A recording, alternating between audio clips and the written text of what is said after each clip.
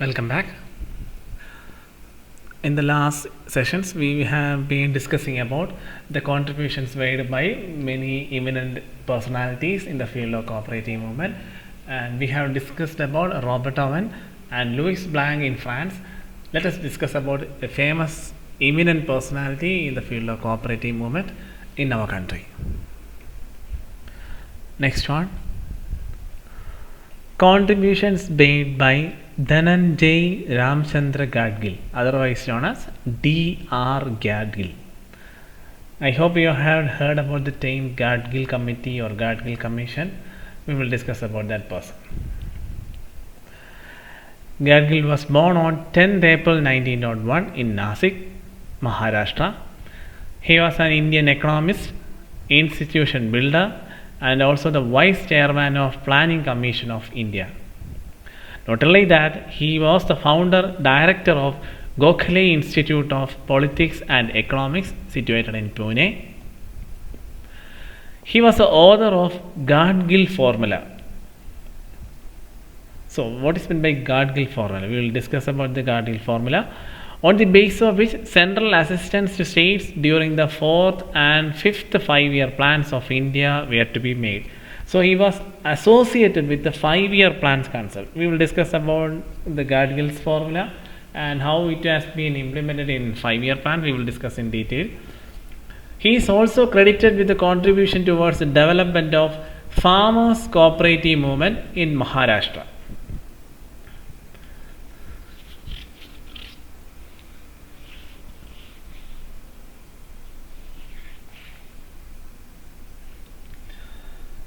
And as a part of your activity, just a part of your homework, try to find his milestones. Milestones means from his school life or from his educational life to its professional life. What were the areas which he has gone through? What were the activities he has gone through? Try to find those milestones. That is a part of your assignment. Try to identify it. We will go directly to the Gadgil formula, to its main area. So, Gadgil formula. After his appointment as the Deputy Chairman of Planning Commission of India, he conducted studies to set a pattern for allocation of central assistance to state in the 5-year plan. For that, there is a particular type of formula was used. That formula was implemented by Gadgil. That is why it is known as Gadgil formula. As the formulas you have learned about formulas previously, you have learned different types of formula in basic numerical skills. You have learned different types of formula in accounting for management. Just like that, there is a particular type of formula that were used to identify the allocation of how much assistance has to be set aside for each state during the 5-year plans. So that is known as Gadgil formula. Though the guideline set by him for this purpose is known as Gadgil formula. The proposal was based on parameters such as the equation consists of population, 60% of it consists of population, per capita income, otherwise known as PCI, includes 10%, tax effort 10%, ongoing irrigation and power projects includes 10%, and special problems 10%. So these were the allocations. 60% of assistance should be allocated for population. 10% should be allocated for per capita income. That is the meaning of this names with this percentage. And this formula will be used to identify the assistance that has to be made by the centers to the different states. So these were the concept. And this Gadgil formula includes all these parameters. Later, the state governments, the formula with the requirement of the state government, this formula was revised. And that revised formula is known as modified Gadgil formula. We have not included that in this theoretical part. These parameters, these were revised with the requirement of the state government. So the revised parameters were known as revised or modified Gadgil formula. The thing is that the revision is that earlier it was 60%, then the revised Gadgil formula includes 55% with regard to population. And with regard to per capita income, the revised will be 25%. And with regard to fiscal management, it includes 5%. It's a new category apart from these parameters. And special development problems 15%. Earlier it was 10%. Now it's modified Gadgil formula is 15%. It was again modified. Earlier it was Gadgil formula. It was modified because of the requirement of the state government. That was known as modified Gadgil formula. And that particular modified Gadgil formula was again modified as per the recommendation of Pranab Mukherjee. I hope we all know the person Pranab Mukherjee. So the revised set of rules during the period of Pranab Mukherjee, the deputy chairman of Planning Commission, which is known as, that particular formula is known as Gadgil-Mukherjee formula. So that is with regard to the Gadgil formula.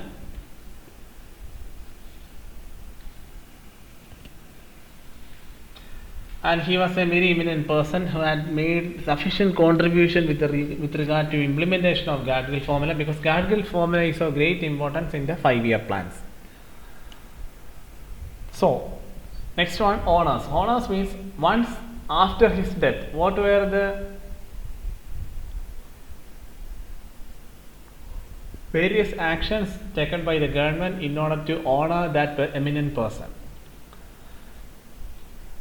The year after his death, the government of Maharashtra and the Ministry of Agriculture jointly started a training institute by the name Dhananjaya Rao Gadgil Institute of Cooperative Management, otherwise known as DCICM.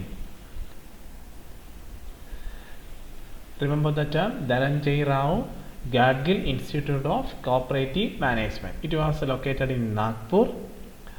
It is intended to provide training to employees of state government and cooperative sector. It is run by National Council for Cooperative Training, otherwise known as NCCT. Its headquarters in New Delhi. On his birth century, otherwise known as centenary, means it's 100-year celebration of his birth year.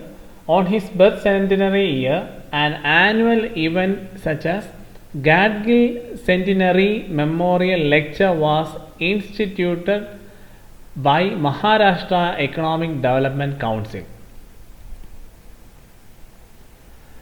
And apart from that, the government of India honored him with a commemorative postage stamp designed by a reputed stamp designer Shankha Samantha in 2008.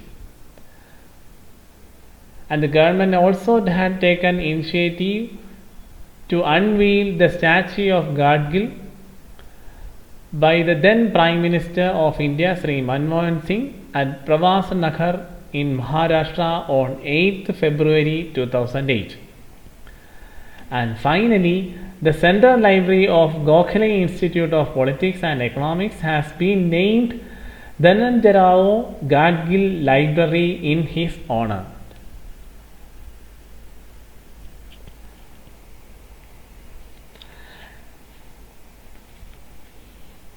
Not only he was the founder of Gadgil formula, he has written many books, and during his time in Planning Commission, he has written various books with regard to the Industrial Revolution, federal problems and economic effects of irrigation, and many other activities or issues with regard to the problems and prospects of Indian economy.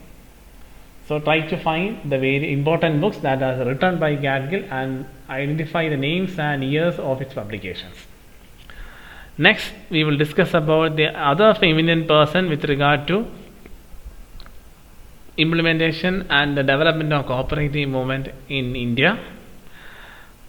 So as part of an activity, try to find the important publications or books written by Gadgil. Next one, V.L. Mehta.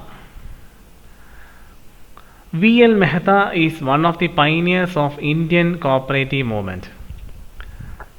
His studies on cooperation concentrated at the grassroots level of cooperative movement in the country. At the time when Mehta was appointed as the chairman of the committee in cooperative credit, large-sized cooperative societies were already in existence. Before the appointment of the Committee on Cooperative Credit in November 1958, the National Development Council also opined that in rebuilding a rural economy, small-sized organizations are to be formed. During that time, the cooperative societies or movements, usually a cooperative society will be a huge cooperative society. It's a large area of operation with lakhs and lakhs of members. So one of the recommendations of the first eminent persons was that reduce the size of the cooperative society if it has to succeed. So a committee on cooperative credit was formed. This committee was appointed in 1959 under the chairmanship of Sri V.L. Mehta to determine the question of viability of cooperative organizations. The committee submitted its report in May 1960, and again in 1963 he was appointed as the chairman of another committee which was appointed to review the then existing departmental setup and to make suggestions for strengthening its performance. Along with the useful suggestions for sound administration, audit, supervisor and training of staff, the committee suggested that the post of registrar should be equal to heads of other major development departments. So, let us discuss some of the important suggestions of Sri V.L. Mehta's Committee on Cooperative Credit in 1960. There are many suggestions. We will be pinpointing the important suggestions that were required for the success of cooperative movement in our country. The first suggestion was that reduce the area of operation of primary credit cooperatives. Suggested primary cooperative credit cooperatives should not cover too excessive area. Usually in the beginning the cooperative society were large in area. Its area of operation will be very large. There will be a large number of members. So no village in a society's area of operation should be more than 3 or 4 miles from the village which served as its headquarters, and the combined population of these villages should not exceed 3,000 persons, 600 families or 500 cultivating families. That was the first and the most important suggestion that were suggested by the committee. Next one, government assistance for promoting the viability of primary societies should be fast. Stressed that all government assistance should be directed towards promoting the viability of primary societies within the shortest possible time. It should not be delayed, it should not take too much time, it should be made quick. Next suggestion, the state government's contribution towards initial capital and additional capital should be adequate. The state government's contribution to the share capital of primary societies should be adequate, matching to the requirement of the society. If the society wants to raise additional capital, the state government must take necessary support for raising additional capital. Next suggestion, the state government should extend a managerial subsidy to each primary society over a period of 3 to 5 years.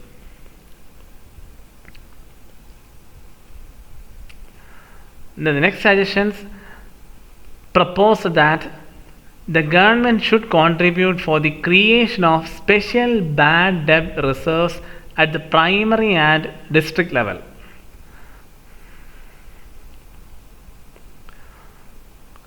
The committee also recommended for the mobilization of resources internally and externally for making them viable institutions.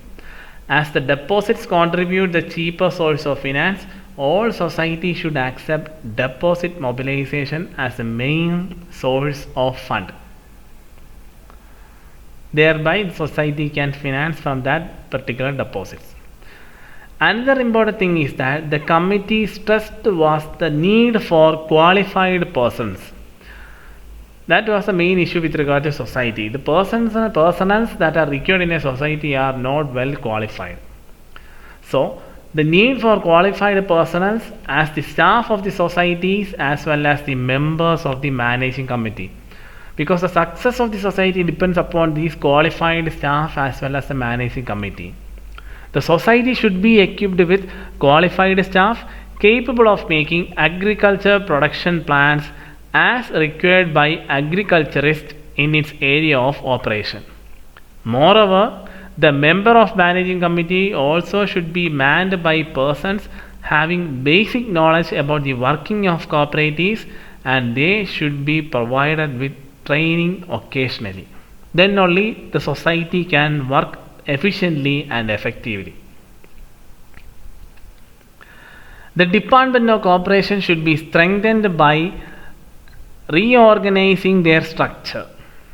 That means, in order to make timely and proper audit, inspection, supervision and control of the activities of the society, the registrar of the cooperative society shall be an IAS officer and should be assisted by joint registrar and a deputy registrars. Sufficient number of auditors and inspectors shall be appointed to assist them in making the audit up to date and inspection and control more effective, because only through proper audit and through proper inspection and control, all sorts of misrepresentations, discrepancies, any sort of immoral and illegal activities that are conducted in a society. Because society usually gets sufficient finance from the government, so there is a chance that some personnel within the society may conduct some sort of misappropriation or misrepresentation. Only through a qualified officers and with support of joint registrars and deputy registrars, these can be avoided. So, for ensuring this internal security, the audit has to be up to date, inspection and control has to be efficient. Next one, the registrar of cooperative societies and his subordinates should be delegated with the powers of quasi-judicial nature for arbitration, execution, etc. That is, the registrar of the society should be provided with adequate power to take immediate actions. For that, quasi or judicial nature of authority should be delegated, so that arbitration, execution, etc. for reducing the overdues in society. Moreover, the district cooperative banks also should be provided within powers to supervise and control the working of the societies. Only through proper supervision and control, the efficiency of the society can be maintained. Otherwise, the society will ultimately run into loss. The respective Cooperative Society Act of each individual states in India should be amended in order to incorporate the recommendations and to ensure its implementation uniformly. Only through amendments these actions can be implemented. Only through implementation of these suggestions and actions the success of the society can be maintained. Large-sized societies existing at that time were to be converted into small-sized service cooperative by amending their bylaws. We have discussed about that part. And finally, arrangements should be made for linking credit with marketing, and marketing societies shall be permitted to make outright purchases from the producers. Credit should be provided on the basis of repaying capacity of members, even to the landless, tenants, marginal and sub-marginal farmers. An idea of linking credit with marketing was implemented. Usually in the marketing areas, the members of the society find it difficult to market their produce. So sufficient credit is implemented or provided to the marketing area so as to improve their efficiency with regard to distribution of their goods and services.